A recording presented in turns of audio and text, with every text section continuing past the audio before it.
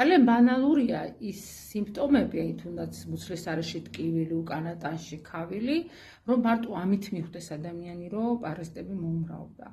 ან ის აზრი, რომ აი როცა მე ვეკითხები ხოლმე, რომ ბოლოს გაიწმინდათ ორგანიზმი, ნუ ბავშვებთან განსაკუთრებით კიდევ უფრო კრიტიკული ზონა, არ ვლაპარაკობ იმ ოჯახებში, სადაც შინაური ცხოველებია, ის რამდენად კრიტიკული ზონაა, ხო? და რო გეტყვიან, რომ იცით რა, მე გავიკეთე ანალიზები და არ მყავს. არა და რო გითვლიან სიმპტომებს, ნუ ყველა ფაქტიურად, რაც იმას ადასტურებს, რომ პარაზიტები მომრავლებულია, იმიტომ რომ ფეკალებით ანალიზების სანდოობა არის სულ 5-10%, ანუ იქნება და არ გამოჩნდება.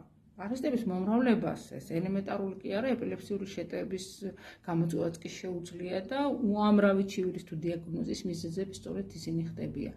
ასე რომ თუ ეს ინფორმაციები გაინტერესებთ, ხვალ გელით ჩემ პირად Facebook გვერდზე შორნედი შერაშვილი 16 საათი.